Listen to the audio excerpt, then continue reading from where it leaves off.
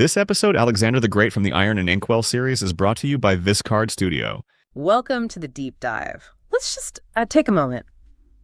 Imagine a name that even now, thousands of years later, still echoes with this incredible sense of power, ambition, and an almost, mythical aura.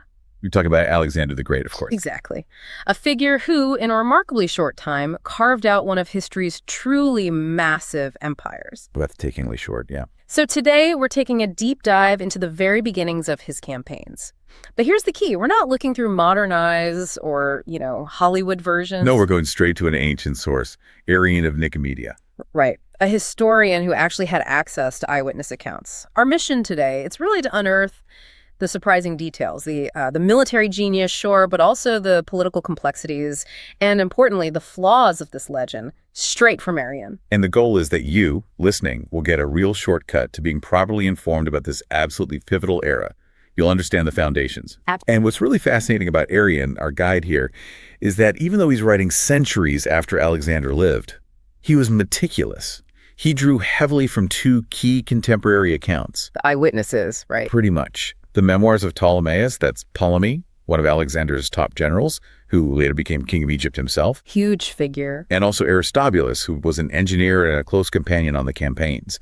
So this gives Arrian's main work, the Anabasis of Alexander, this unique kind of weight. It's a layered perspective. So we're focusing on books I through 4 today, the early stuff. That's the plan.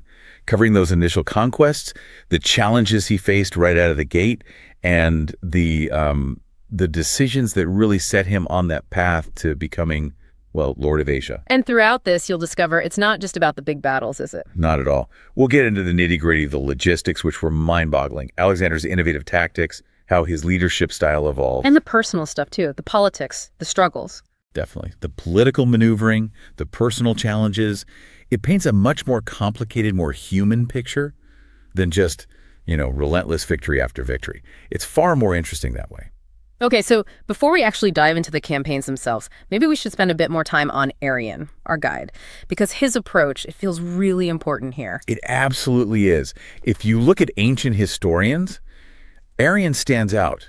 He's complex. He actually acknowledges what he calls the rather insoluble question of accuracy in official history. Meaning? Well, he knows he's relying heavily on Ptolemy and Aristobulus. And let's be honest, Ptolemy, a future king, Aristobulus, a companion, they might have had an agenda, right? To make Alexander and maybe themselves look good. Makes sense. Self-preservation, legacy. Exactly. But Arrian doesn't hide this.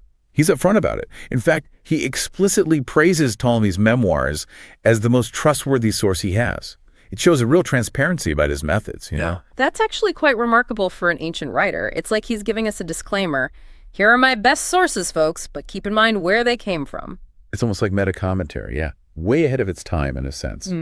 He understood that history isn't just facts, it's narrative. Yeah. And narratives have authors with perspectives. So he knew they might be spinning things a little. He was certainly aware of the potential for bias. That's the key thing.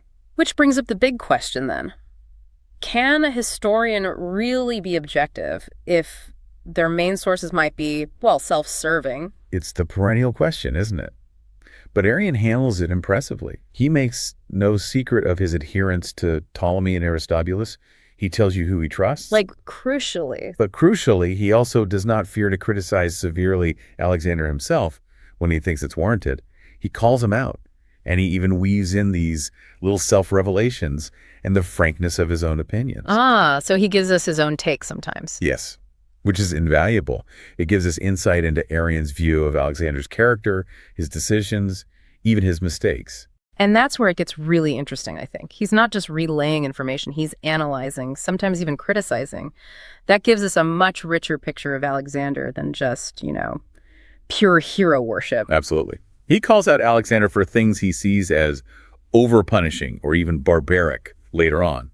Plus, Arrian himself was no armchair historian. Right. He had military experience. Yes. He served as a Roman consul and a general, so he understood warfare. When he describes tactics or phalanx maneuvers or siege engines, he knows what he's talking about. That adds real weight to his military accounts. You trust his descriptions of the battles more because he's been there, done that, in a sense. Precisely. He gets the mechanics of it. And Arrian felt quite strongly about Alexander's legacy. He explicitly complains that Alexander's amazing exploits were never worthily bruited abroad, basically, not celebrated enough compared to what Arrian considered minor deeds of past ages. Like what? Did he give an example? He specifically mentions Xenophon's Anabasis, the story of the 10,000 Greek mercenaries. Arrian felt even that story got more poems and songs written about it than Alexander's world-changing conquests. Wow. So Arrian saw himself as correcting the record? You could definitely say that. He saw it as a historical injustice that Alexander's deeds hadn't been properly sung. It tells you a lot about how important historians are in shaping how we remember the past. It's a great point. Even Alexander the Great needed a good storyteller, a good PR team, almost. In a way, yes. Arrian is consciously trying to give Alexander his due. It's a reminder that even back then, the narrative, how the story was told, mattered immensely. Okay, so with Arrian established as our, let's say, discerning guide, let's plunge into those early campaigns. Book 1. Where does Alexander start? Not Persia, as you said. No, not immediately. His first moves, right after securing the throne after Philip's assassination, were closer to home. He understood very clearly that he couldn't just march east and leave his backyard vulnerable. Securing the base first. Smart. Extremely. So Arrian tells us he marched through Haemus, the Balkan Mountains, first dealing with the Trebalians, and then the Illyrians to the west. His reasoning, according to Arrian, was that these groups ought not to be left behind unless completely humbled, especially as he was planning this long expedition from his own country. So preemptive strikes, basically, taking potential threats off the board. It shows incredible strategic thinking right from the start. Absolutely. Grand strategy, not just battlefield tactics. And Arrian highlights his ingenuity in these early fights against the Thracians, who used these fearsome chariots. Right. How did he deal with those? Well, the Macedonians, Arrian says they were taking heart, so clearly the chariots were intimidating. But Alexander used his archers effectively and then, crucially, used the phalanx almost like a pivot. He maneuvered the right wing to drive the Thracians onto the sarissas. Those super long pikes. Exactly, 18-foot pikes. Rendered the chariots harmless, Arrian says. Then later, against the Gitai, across the Danube, the river Ister. How did he cross that big river? Pure innovation. He had his soldiers stuff hides with straw to make makeshift rafts. They crossed at night, total surprise.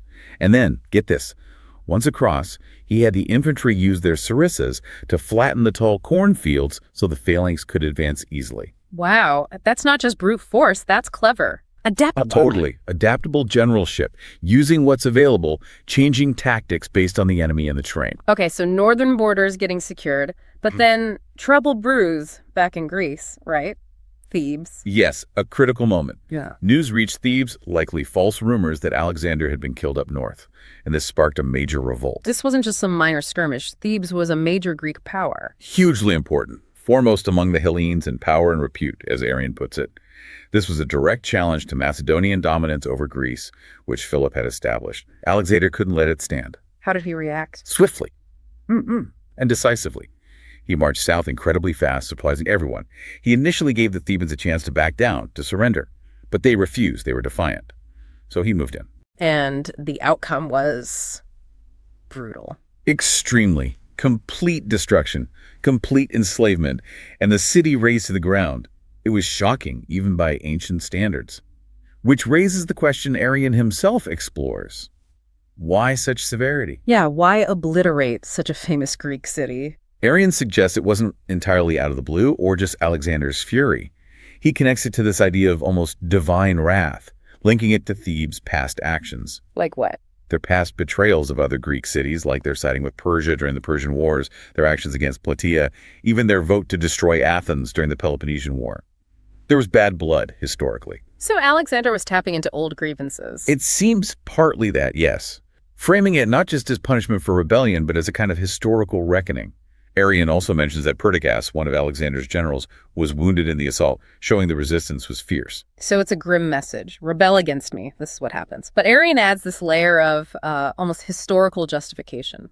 Exactly. It's a chilling example of power politics, but Arrian tries to give it context within Greek history. Alexander left a garrison in Academia, the citadel, but the rest of the city leveled. A stark warning to the rest of Greece. Okay, so Greece is now firmly under control. His rear is secure. Now he heads to Asia. And his entry isn't just a crossing. It's pure political theater. Highly symbolic. How so? He sails across the Hellespont. First, he sacrifices at the tomb of Putsalus, the first Greek hero killed at Troy.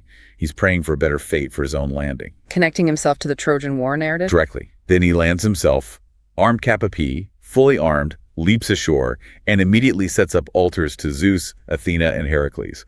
He's invoking the gods and the greatest heroes. He's casting himself as the successor to these legends. Precisely.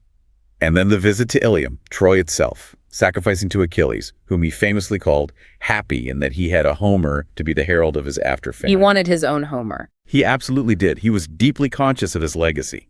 Even then. He even took supposedly ancient dedicated arms from the temple at Troy, which Arrian says his bodyguard carried into battle. Literally arming himself with myth. Stepping into the hero role. It's powerful stuff, setting the stage for his own epic. But then Arrian, ever the critic, throws in that little jab we mentioned. Right, that Alexander's actual deeds weren't being sung about as much as Xenophon's. Exactly. Even amidst all this heroic symbolism, Arrian reminds us that fame isn't automatic. It needs to be cultivated, recorded. A subtle, fascinating, aside from our historian.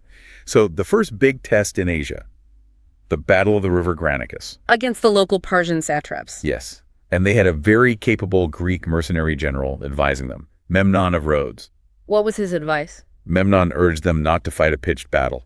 He said, ravage the country, use a scorched earth policy, deny Alexander's supplies, wear him down. Smart strategy, potentially. Why didn't they listen? Arrian suggests it was their contempt for Alexander, maybe arrogance. They thought they could crush this young Macedonian king easily, so they ignored Memnon and lined up right on the riverbank. Cavalry in front, mercenaries behind. A flawed deployment. And Alexander, what did he do? Typical Alexander. He didn't hesitate. He didn't try to maneuver. He took the river at the double, leading the charge with his companions, cavalry and bodyguard, right into the Persian line waiting on the bank. Straight in. Audacious. Totally. It disrupted them immediately. The Persian left wing broke pretty quickly under that direct assault. It was a stunning, decisive victory, largely down to Alexander's personal leadership and shock tactics. And after Granicus, his strategy for consolidating power in Asia Minor was really quite sophisticated. Not just conquering, but governing. Exactly. He started appointing his own governors, satraps like Sabictus in Cappadocia. Interestingly, he appointed Ada in Caria. Arrian notes this reflects an Asian custom of women rulers, showing Alexander wasn't just imposing Macedonian ways everywhere, he was pragmatic. Adapting to local customs when it suited him. Precisely. He often kept the existing tax systems in place, which probably made the transition smoother for the locals. Less reason to resist immediately. But he also brought Greek ideas. Oh, yes. In the Greek cities along the Ionian coast, Ephesus, Magnesia, Tralles, he ordered the tyrannies everywhere to be dissolved and democracies to be set up.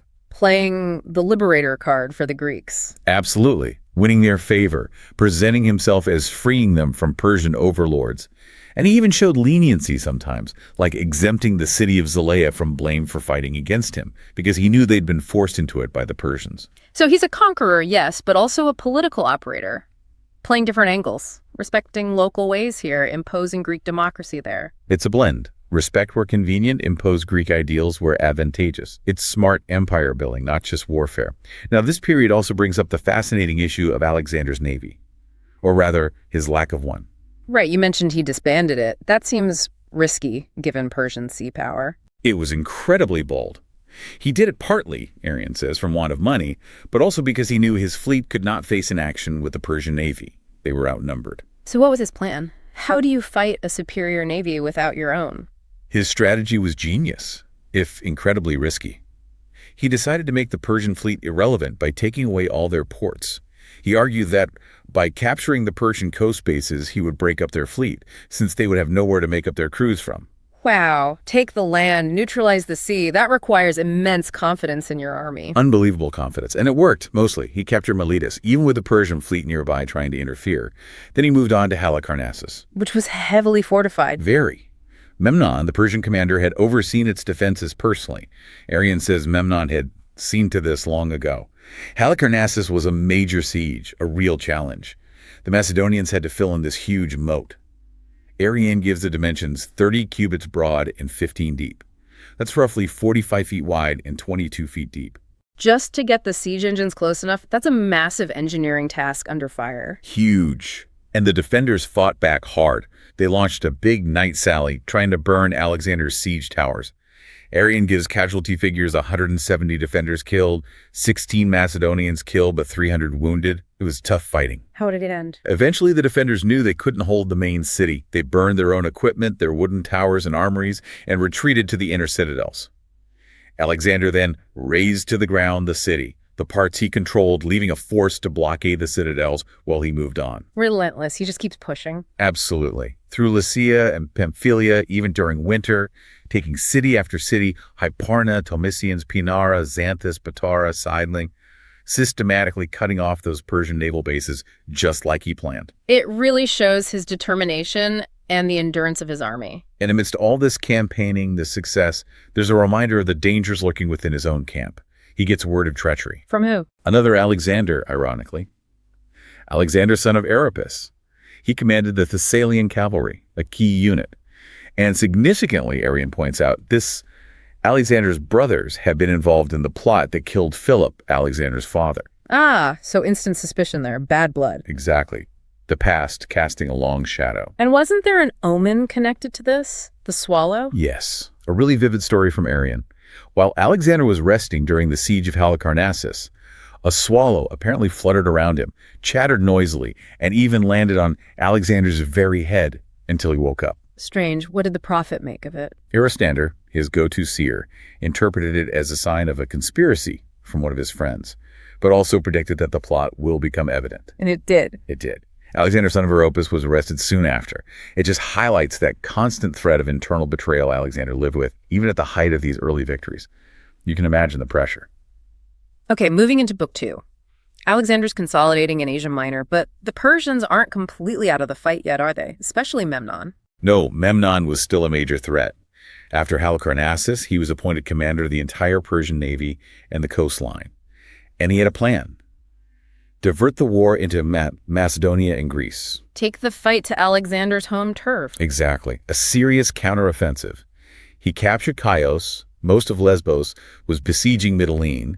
He was making real progress. This could have been a huge problem for Alexander. But then, disaster struck for the Persians. Memnon suddenly fell ill and died.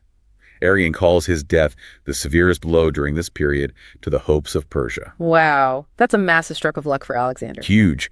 Memnon was probably the one commander who really understood how to fight Alexander, and he had the strategic vision to threaten Macedonia directly.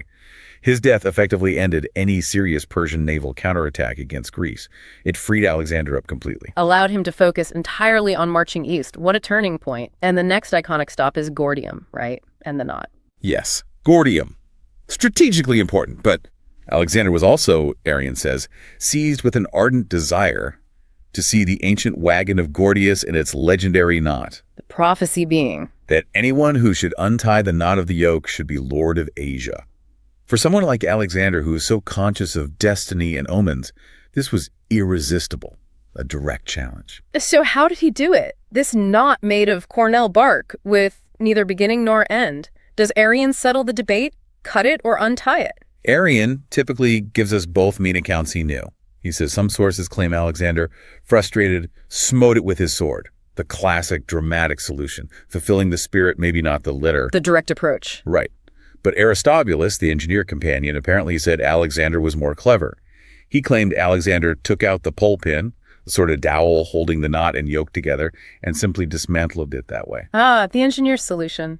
More practical. Exactly. Arrian himself says he won't attempt to be precise. He leaves it open. But either way, the effect was the same. Absolutely. The symbolism was what mattered. And Arrian adds that night there were thunderings and lightnings which indicated this, confirming the oracle in everyone's eyes. It massively boosted morale and cemented Alexander's image as the destined ruler of Asia. He wasn't just a general anymore, he was fulfilling prophecy. From Gordium, Alexander pressed on towards the Cilician gates, another critical strategic choke point. The pass into Cilicia. Yes. He used his favorite tactic again, a night march, to surprise the guards holding the pass. Arrian says he passed them with his full force and descended into Cilicia. Swift, decisive, kept the momentum going. But then once in Cilicia and Tarsus, he gets sick. Seriously sick. Yes, dangerously ill. Aristobulus just blames fatigue, which is plausible given the pace. But Arrian mentions others relate that he dived into the river Cydnus and had a swim, anxious for the bathe since he was forewarned with sweat and heat, maybe a sudden chill. Plunging into a cold river when overheated. Yeah, that could do it. And wasn't there suspicion around his doctor? There was.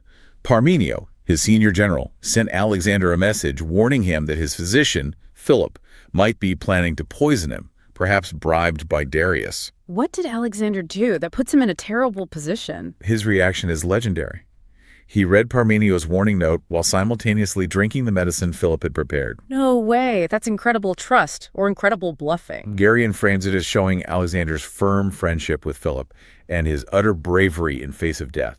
He refused to believe his friend would betray him, even when his life was on the line. It's a defining character moment. Later, marching on, they came across another interesting sight, the tomb of Sardanapalus in Anchialus. The legendary Assyrian king. Known for decadence, basically, hedonism. The epitaph, according to Arrian, read something like, Sardanapalus built Anchialus and Tarsus in one day. Do thou, stranger, eat and drink and be merry, since other human things are not worth this. Eat, drink, and be merry, for tomorrow we die, sort of thing. Pretty much. Arrian even notes the original Assyrian for be merry was probably less delicate, more explicit. What a contrast.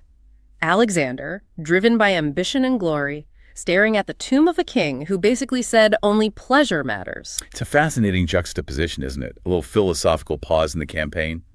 Did it give Alexander pause? Probably not for long. He fined the nearby city of Soli for being pro-Persian and went off to fight some rebels in the mountains. His focus remained fixed. Okay, so Alexander's recovered, he's pushed through Cilicia, and now the big confrontation is looming, right? Darius III himself. Yes, the Battle of Issus. Darius finally brings the main Persian imperial army to face Alexander, and he brings an enormous force. Did he learn anything from Granicus? Well, he had Amyntas, a Greek deserter from Alexander's side, warning him about the Macedonians. Amyntas urged caution. But Arrian suggests Darius was overconfident in his sheer numbers, his multitude, and the splendid equipment of his troops. He thought he could just overwhelm Alexander. Underestimation again. And wasn't Alexander's illness part of the timing? Yes. Alexander spending time recovering in Soli might have deceived Darius into thinking he was delayed or hesitant, perhaps luring Darius forward into terrain less favorable for the Persians. Before the battle, Alexander gave another powerful speech. What was the theme this time? He really framed it as a clash of civilizations almost. Greeks fighting as volunteers for Greece against Persians using paid mercenaries. European strength and discipline versus the softest hordes of Asia. His strategy versus Darius's reliance on numbers. He knew how to motivate his men. So, setting it up as this epic struggle of values, not just armies. He reminded them of past victories, his own risks. All of that, binding them together, reminding them of their shared success and his personal leadership. The battle itself was fierce. Alexander led the charge, as usual, but it wasn't a walkover. Arrian notes the Macedonian phalanx itself showed a gap at one point, where Darius's own Greek mercenaries pushed hard. So it was close. Parts of the line were under serious pressure, yes. It highlights the quality of Darius's Greek troops and the intensity of the fighting.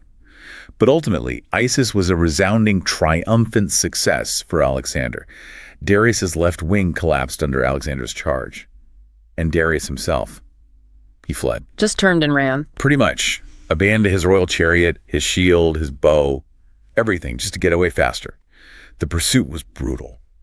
Ptolemy, Alexander's general and later historian, recounted crossing a deep gully on bodies of the dead. A horrifying image. Just absolute carnage. Gives you a sense of the rout, doesn't it? The utter collapse of the Persian army. And Alexander captured Darius's camp, including his family. Yes, his mother Sisygambis, his wife Statera, who's also his sister, common for Persian royalty, his young son and 2 daughters.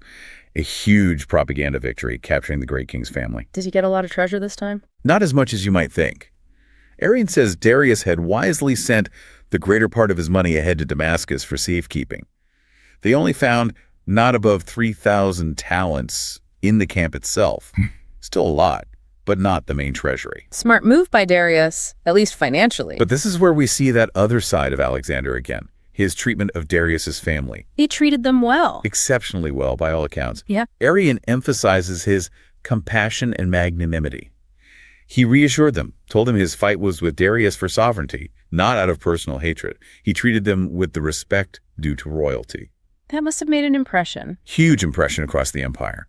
It contrasted sharply with the usual treatment of captives, especially royal ones. And wasn't there that story about Darius's mother mistaking Hephaestion for Alexander? Yes, the famous anecdote.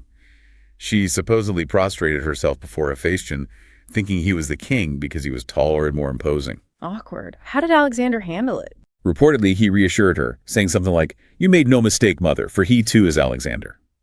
Arrian includes it, saying it might not be literally true, but it illustrates Alexander's compassion and, importantly, the incredible closeness and trust between him and Hephaestion. It paints a picture of Alexander as both merciful and loyal. Darius, even after fleeing, tried to negotiate. He sent envoys. Offering terms. What terms? Pretty generous ones, actually. 10,000 talents, a massive sum. All the land west of the Euphrates River. His daughter's hand in marriage. Basically offering to split the empire and become Alexander's friend and ally. What did Alexander's generals think? Parmenio, the cautious veteran, supposedly said, "If I were Alexander, I would accept this and end the war." Sensible advice, perhaps? But Alexander wasn't Parmenio. Exactly. Alexander's famous reply. "I too, if I were Parmenio, would have done so. But as I am Alexander, I will reply differently." He essentially told Darius, no deals. All was his already. Darius should come to him and acknowledge him as the new lord of all Asia. Wow. Total refusal to compromise. No negotiation as equals. It's absolute sovereignty or nothing. Precisely. It shows the sheer scale of his ambition. He wasn't just fighting for territory or riches. He was fighting for everything. The complete Persian Empire. So Issus is a huge victory. Darius is on the run. His family captured. Alexander controls Syria. Where does he go next? Straight after Darius? Not immediately. He makes a crucial strategic decision first.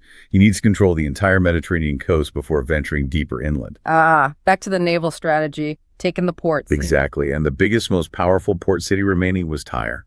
An island fortress, right. Famously difficult to attack. Extremely. The Tyrians felt secure. When Alexander approached, they refused him entry. Arrian says they declared they would have no Persian nor Macedonian within their city. A direct challenge to his authority. How did Alexander take that? He was furious. But his reasoning for needing Tyre wasn't just pride, it was strategic. He argued, "Cannot see how we can march in safety to Egypt, with Tyre still independent and hostile in his rear." And controlling Tyre meant controlling the Phoenician fleet. That was the key. Capture Tyre, gain Phoenicia, and the best and strongest part of the Persian navy, the Phoenician element, would most probably come over to us. It would cripple Persian sea power for good. Brilliant logic. But Tyre, an island, how do you even attack it? It seemed impossible. High walls, surrounded by water. Alexander had a dream, though. He dreamt of Heracles leading him into the city. And Aristander's interpretation. That Tyre would be taken, but only with much toil, for toil was the mark of Heracles' achievements. So, victory. But it wouldn't be easy, and it wasn't. The scale of the siege was unbelievable. Alexander decided to build a causeway, a mole from the mainland to the city, right across the sea. Build a land bridge to the island. That's insane engineering. Absolutely monumental. Hundreds of yards across open water, under constant attack. The Tyrians fought back fiercely. They used a fire ship, basically a ship packed with burning pitch and sulfur towed it out and rammed it into the Macedonian siege towers on the mole, setting them ablaze. Devastating. Did they use divers too? Yes. Arrian mentions Tyrian divers swimming out underwater to cut the anchor ropes of the Macedonian ships supporting the mole construction. Incredibly resourceful defense. How involved was Alexander himself in this? Directly involved. Arrian says he was explaining each step, personally supervising the construction. When the Tyrians attacked his supporting ships, he jumped in a boat, charged the bulk of them, sank some himself, always leading from the front. And eventually, after 7 long, grueling months, the mole reached the island, the walls were breached, and Tyre fell. Alexander sacrificed to Heracles, dedicated captured equipment in the temple. A truly epic siege. After Tyre, where next along the coast? Gaza. Yes, southward to Gaza. Yeah. Another very strong fortress built on a high mound. Was it as hard as Tyre? Different challenge, but still formidable. His own engineers apparently told him it was hopeless to take the city by force. The mound was too high, the defenses too strong. And Alexander's reaction to hopeless? Predictable. He insisted the more impracticable it was, the more it should be taken.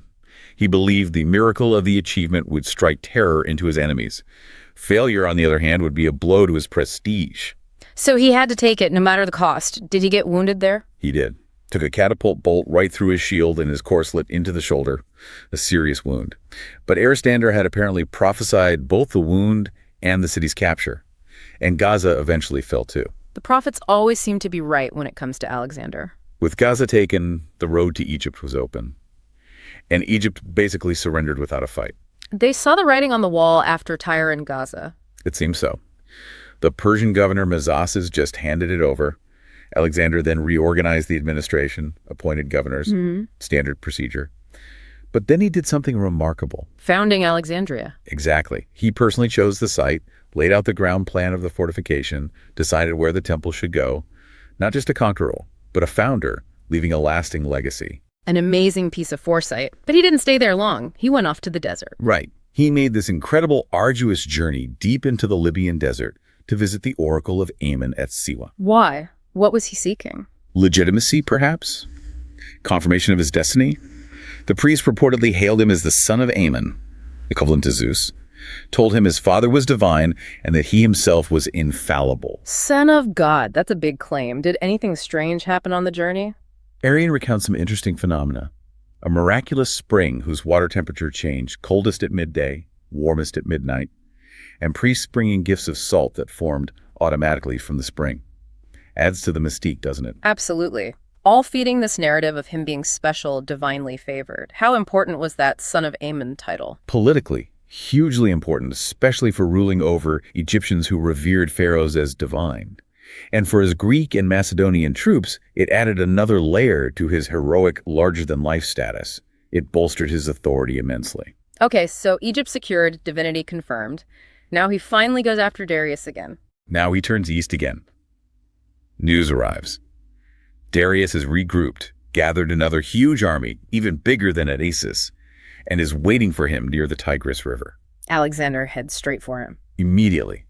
Reaches the Tigris, crosses quickly with difficulty on account of the swiftness of a current, but crucially, without any attempted hindrance from the Persians.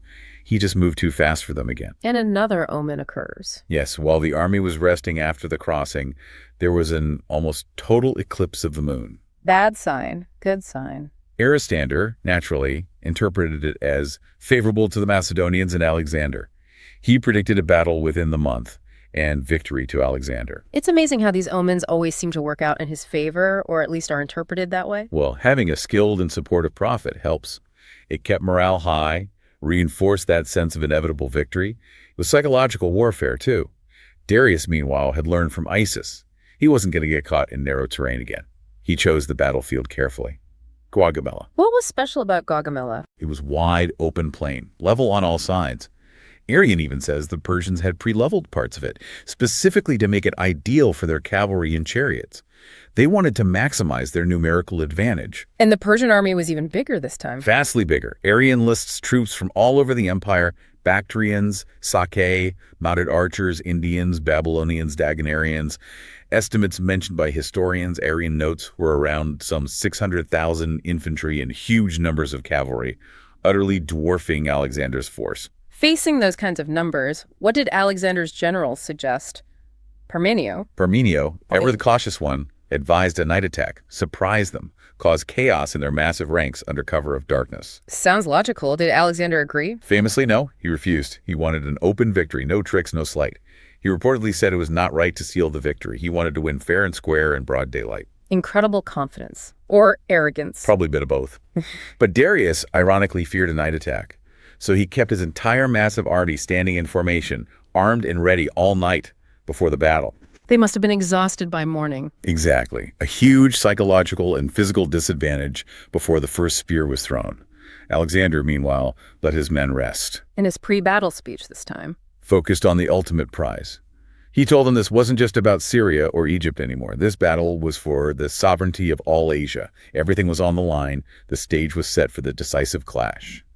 Gaugamela. Yeah. One of history's most decisive battles. Alexander wins, Darius flees again. But the war isn't quite over, is it? The pursuit continues. Relentlessly. Alexander was determined to capture Darius alive, if possible, to legitimize his own claim to the throne. He storms Darius's camp again after the battle. More treasure. Yeah. Family. Darius's family wasn't there this time. They were likely secured elsewhere or already with Alexander, and again, not the main treasury. Arrian repeats the figure not above 3,000 talents found in the camp. Darius was still managed to keep most of his wealth ahead of the pursuit, but the pursuit itself was brutal. We mentioned Ptolemy's account from Isis. Arrian includes it again here, possibly referring to Gaugamella's aftermath too, crossing a gully on bodies of the dead. It underscores the sheer cost. Horrific. Where did Alexander go next? Major cities. Yes, he headed for the great Persian capitals. First, Susa, where he captured an immense amount of treasure, 50,000 talents of silver. A staggering sum. That must have solved his money problems. Certainly helped fund the ongoing campaign. And in Susa, he found those statues Xerxes had looted from Athens generations ago. The statues of Harmodius and Aristogeiton. The tyrannicides. The very ones. Symbols of Athenian freedom. Alexander sent them back to the Athenians, a brilliant PR move, reinforcing his image as the liberator, the avenger of Greece. Then he marched on to Persepolis, the ceremonial heart of the empire, a place of immense symbolic importance. And he burned it down, or at least the palace complex. Why? This is one of the most debated acts of his career. Arrian says Parmenio argued against it, telling Alexander to save it. It was not seemly to destroy what was now his own. It was part of his new empire. Makes sense. Why destroy your own assets? But Alexander insisted. His stated reason, vengeance, taking vengeance on them for having invaded Greece and demolished Athens and burned their temples, retribution for the Persian War centuries earlier. Symbolic act of revenge, then. But Arrian didn't agree with it. No. Arrian, our historian, explicitly states his own opinion. But not even to me does it seem to be an act of wisdom on Alexander's part. He criticizes the decision. It shows Arrian's independence, his willingness to judge his hero. It was controversial even then. Meanwhile, the hunt for Darius continued. Across mountains, deserts, huge distances. Did Alexander ever catch him? Not alive. Darius was eventually betrayed by his own satraps, led by Bessus, the satrap of Bactria. They arrested him, probably hoping to hand him over to Alexander or rule in his place. What happened to Darius? As Alexander's pursuing forces closed in, Bessus and the conspirators stabbed Darius and left him for dead. Alexander arrived shortly after, finding Darius dying or already dead. How did Alexander react? Arrian portrays him as showing respect, even grief. He covered the body with his own cloak. He later sent Darius's body back to Persepolis for a royal burial alongside the previous Achaemenid kings. A gesture of respect to his fallen rival. Yes. And he also took Darius's children under his protection, educated them, and eventually married Darius's daughter, Statera. Arrian even includes that story about Darius's prayer after Isis asking the gods to give power to Alexander because of his honorable conduct. Whether true or not, it paints Alexander as the legitimate, honorable successor. It's a complex mix. Relentless pursuit, then respect and death. It elevates Alexander's image, even as it highlights the tragedy for Darius, dead around 50, betrayed by his own men. But defeating Darius didn't mean the empire was pacified. Far from it. Alexander faced ongoing resistance, especially in the eastern provinces like Bactria and Sogdiana. Led by Bessus now, the guy who killed Darius. Bessus initially tried to rally resistance, proclaiming himself the new king, Artaxerxes VI. Alexander also had to deal with scattered groups of Greek mercenaries who'd fought for Persia. What did he do with them? He took a hard line. Arrian says he refused any compact with Greeks who fought against Greeks alongside foreigners. He demanded their unconditional surrender. He saw them as traitors to the Hellenic cause. Maintaining that ideological stance, did he keep all his own Greek allies? No. Around this time, he formally discharged the Thessalian cavalry and other Greek allied troops whose terms of service were up. He paid them generously, gave them a huge bonus, a largesse of 2,000 talents, and let them choose, go home rich or re-enlist as mercenaries in his own army. Smart move. Managing his forces. Yeah. And dealing with revolts. Constantly. Appointing new satraps, replacing ones he suspected of disloyalty like Oxidates and Media, and facing serious rebels like Spitamenes and Sogdiana, who allied with Scythian tribes. The fight was far from over. And it's around this time, isn't it, that we start seeing real tensions emerge within Alexander's own inner circle, particularly between him and his Macedonian veterans. Yes, this is a crucial turning point. As Alexander moved deeper into Asia, becoming the undisputed great king, he began adopting some Persian customs. Like the clothing. Yes, Persian robes, the Median dress, but more controversially, the practice of proskynesis. The bowing or prostration. Exactly. This caused deep resentment among the Macedonians. They saw it as slavish, un-Greek, something only done before gods, not their king, who they traditionally viewed more as a first among equals. It felt like Alexander was setting himself apart, becoming like the Persian despots they had fought to overthrow. A cultural clash right at the heart of his army. And Alexander's own behavior sometimes fueled this. Take his punishment of Bessus, the regicide. What happened to Bessus? Alexander caught him eventually. Yes, and Alexander's punishment was brutal. He ordered Bessus's nose and tips of the ears cut off, a traditional Persian punishment for rebels, before having him executed. Mutilation. How did Arrian view that? Arrian strongly disapproved. He says, "This over-punishing of Bessus I cannot approve. I regard as barbaric the mutilation of the extremities." He explicitly links it to Alexander being carried away by copying Medic and Persian splendor and the fashion of barbaric kings to treat their subjects as lower creatures. Wow. Arrian directly calling Alexander's actions barbaric and accusing him of copying barbaric kings. That's strong criticism. It really is. Arrian sees Alexander losing touch with his Hellenic roots, his heritage as a descendant of Heracles. This wasn't just about punishment. It was about Alexander fundamentally changing his style of rule, embracing autocratic Eastern forms of kingship. And this simmering tension exploded tragically with the killing of Clytus the Black. Clytus, who had saved Alexander's life at the Granicus, one of his most trusted commanders. The very same. It happened during a drunken feast, a recurring problem in Alexander's court, it seems. Clytus, perhaps fueled by wine and long-held frustration, started chattering noisily. Criticizing Alexander. Openly. Criticizing Alexander's change to a barbaric way, his growing claims to divinity, treating himself as a god, and maybe implying Alexander was taking too much credit for the army's achievements, forgetting the Macedonians who got him there. Dangerous things to say to an increasingly autocratic king, especially when drunk. Extremely. Alexander flew into a rage, grabbed a spear or had one handed to him and ran Clytus through. Killed him on the spot. Just like that. An impulsive, drunken act of fury. How did Arrian portray this? Arrian doesn't excuse Clytus's provocative words, suggesting in such drunken settings it's better to keep his own views to himself, but he vividly describes Alexander's immediate, overwhelming remorse afterwards. He regretted it instantly. Deeply. Tried to kill himself with the same spear, apparently, hitting his head against the wall, wailing that it wasn't honorable to live after slaying his friend. It shows a flash of the old Alexander horrified by what he'd done in his rage, a very raw, human, tragic moment. In the aftermath, people tried to console Alexander. Philosophers were brought in, like Anaxarchus. What was his advice? Anaxarchus offered a kind of cynical justification, claiming essentially that whatsoever is done by a great king should be held just. Might makes right. How did Arrian react to that philosophy? Arrian slammed it. He called it sophistry, and argued Anaxarchus did Alexander wrong more grievous to the trouble which beset him, by suggesting kings are above justice. Arrian firmly believed rulers should strive for justice. It really shows the intellectual battles happening around Alexander. How should a king behave? Is he bound by morality? And Callisthenes, Aristotle's nephew, he also took a stand. Yes, Callisthenes became the main public opponent of Proskynesis. He argued forcefully that divine honors were for gods alone, not living mortals. He even dared to point out that not even to Heracles himself were divine honors paid by the Greeks while he yet lived, a direct challenge to Alexander's pretensions. Courageous, but probably didn't end well for Callisthenes. It didn't. He was later implicated, perhaps falsely, in another plot and died in prison, because the resentment continued to simmer. Alexander's perceived arrogance, the deaths of Philotas, Parmenio, now Clytus, the Persian customs, it all fueled another plot, this time among the young royal squires, his personal attendants. A conspiracy to assassinate him, led by whom? Hermolaeus was a key figure. They planned to kill Alexander in his sleep. What saved him? According to Aristobulus' account, cited by Arrian, it was a Syrian woman with a spirit of divination. She apparently warned Alexander not to go to bed early that night, convincing him to continue drinking at a feast. He stayed up late, missed the assassin's window, and the plot was discovered. Saved by a prophecy, or just staying up late drinking?